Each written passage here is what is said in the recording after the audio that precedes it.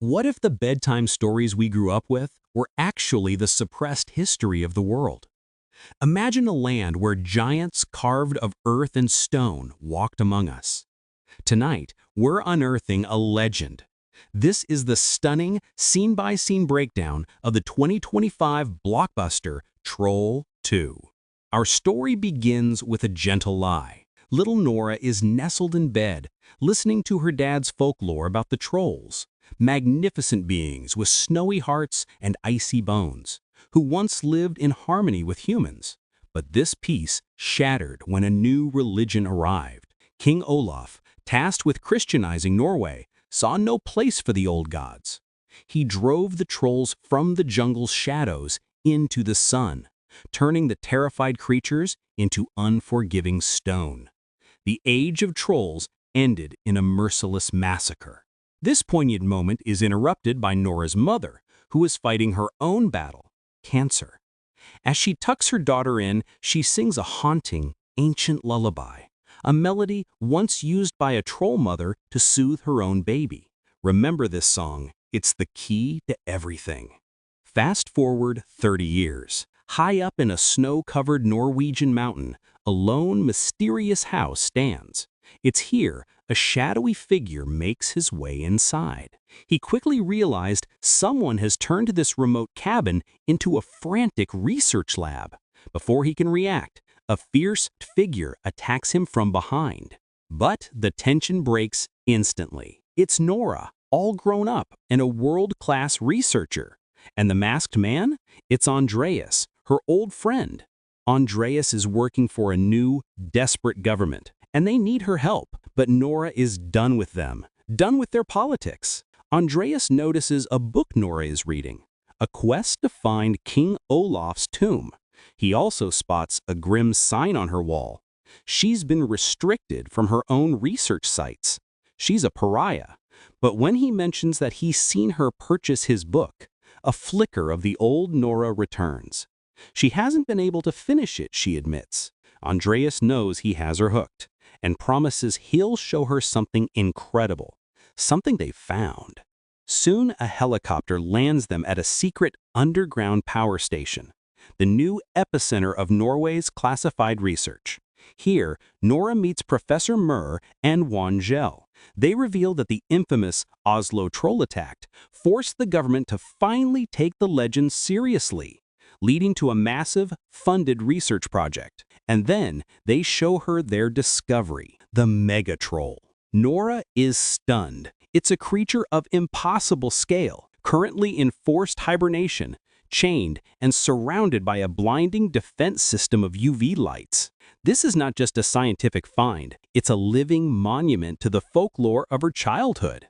As scientists swarm the giant, Professor Marion assures her the safeguards are foolproof. But the head of the operation, the intimidating Professor Marion, arrives, speaking cryptically to Andreas. She's annoyed he brought Nora, but Andreas is blunt. They are at a dead end, and their funding is about to be cut. They need Nora's outside-the-box thinking. As the others discuss the troll's mysterious, alien-like pulse and anatomy, Nora simply calls it nature. Andreas takes Nora upstairs, not for a tour, but for a personal introduction. He introduces her to Siggy, who is now pregnant with their child. The room is a massive library of gathered troll research. And in the center is the ultimate prize, the holiest troll law script, dated 1030 AD. But there's a problem. It's missing its second half. The visible portion is clear. All the trolls shall be hereby expelled from this land. The team believes this confirms the need to be prepared for more attacks. They need to study the megatroll to survive. Andreas pleads with Nora to help them break the stalemate before the government shuts them down. Overwhelmed, Nora asks for the washroom and uses the opportunity to sneak into a restricted section.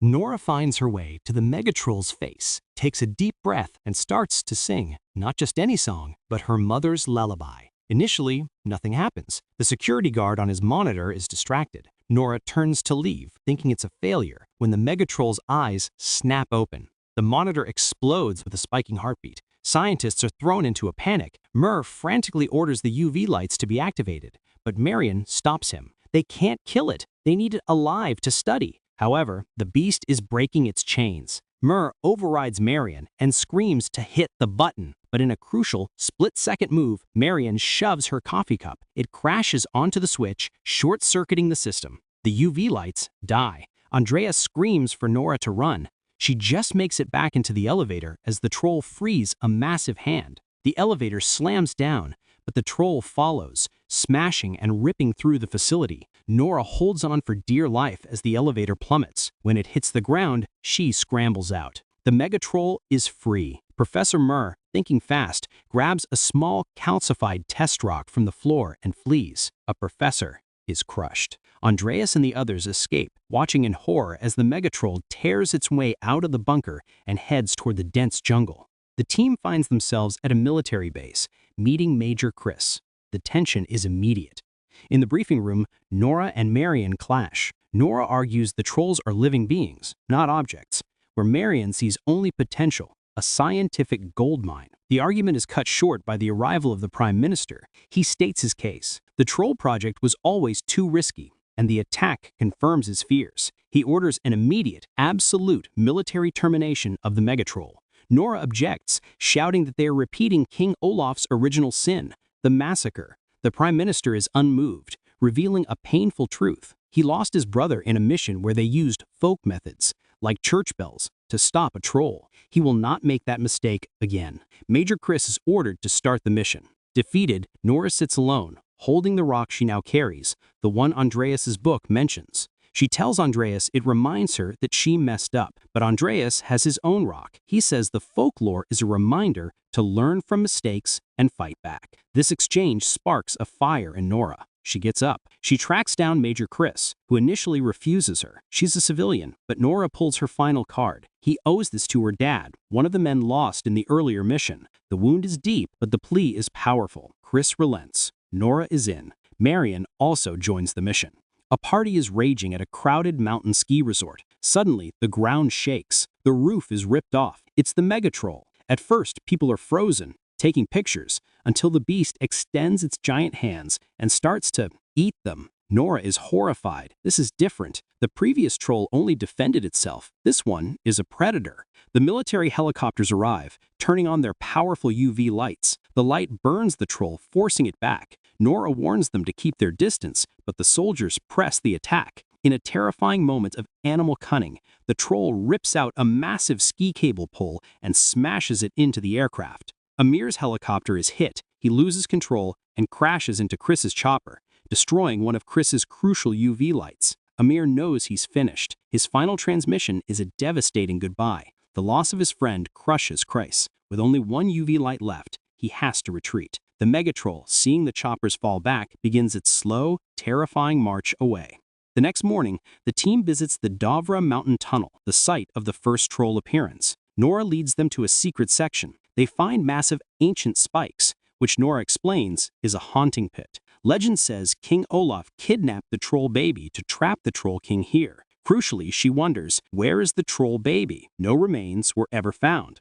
In a wide open cave, Nora takes out her stone and knocks it on the ground. She warns them not to freak out, and from the absolute darkness, a second troll emerges. It's smaller, more cautious. Nora holds her breath and begins to sing her mother's lullaby. The troll calms instantly. She coaxes a shocked Andreas to join the song, telling him to forget his scientific training and just feel. He sings, and the baby troll seems happy. Nora confirms it is the missing troll baby. She calls him beautiful.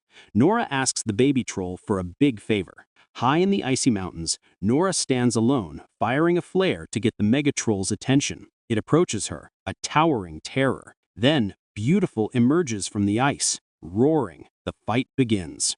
The megatroll is too powerful. It stomps the ground, cracking the ice beneath them. Nora screams as she falls into a fissure, watching helplessly as Beautiful is dragged into the frigid water. Kris saves Nora, and they escape in the helicopter, forced to watch as the only hope they had drowns. Back at base, they notice a pattern. The megatroll is following an old pilgrimage route straight to Trondheim, Olaf's old capital. He is coming for revenge.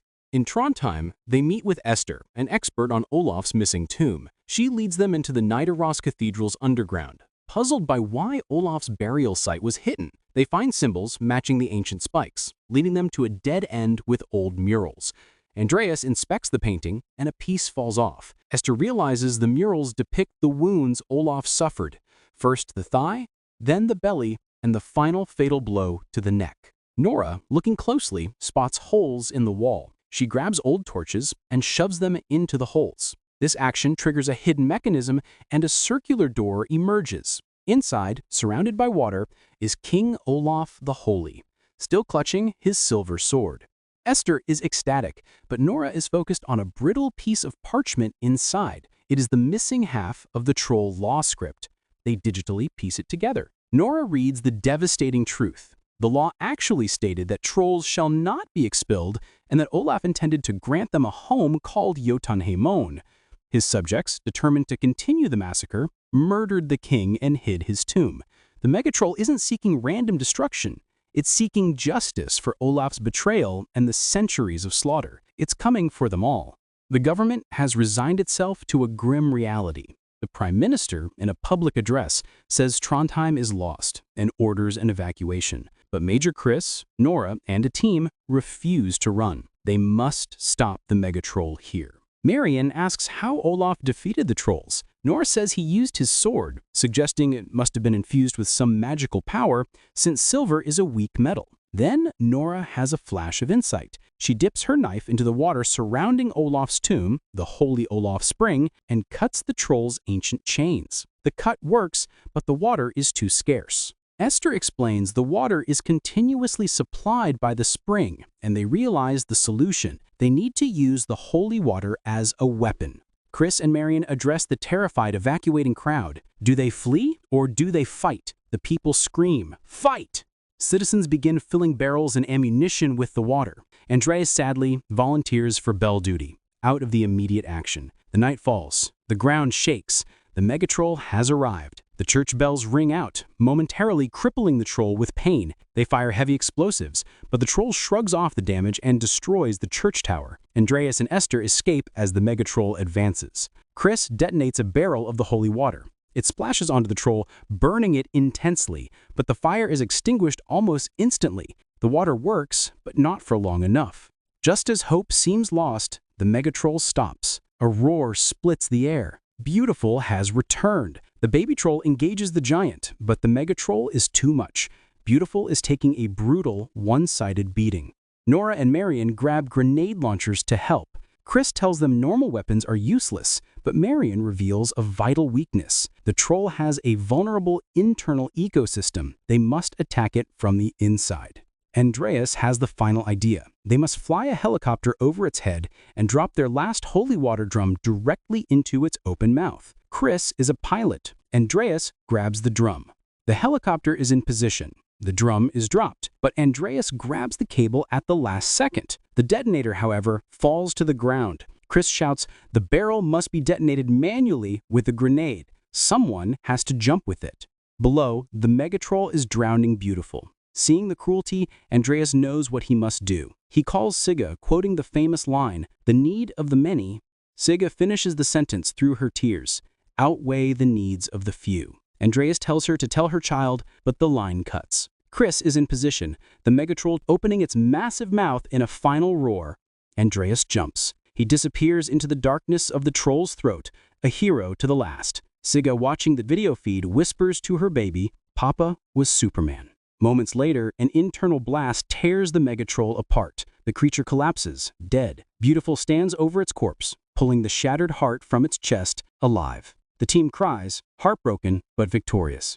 The movie ends with the church being rebuilt. Kris, Marion, and Nora are all gathered, a new family, with Sigga's baby. Nora is reading Andreas's book, and the baby troll, Beautiful, now lives with them in harmony. The first bridge between man and troll. But stick around for the post-credit scene. Professor Marion, the man who escaped with the calcifying rock, is talking to a general. He reveals that the specimen he saved has developed. In a glass container, Marion is nursing a new life, a small baby troll. The age of trolls has not ended, it's only just begun. What did you think of Andreas's ultimate sacrifice? Let us know in the comments below. And now, Movie Mystery Lab signing out.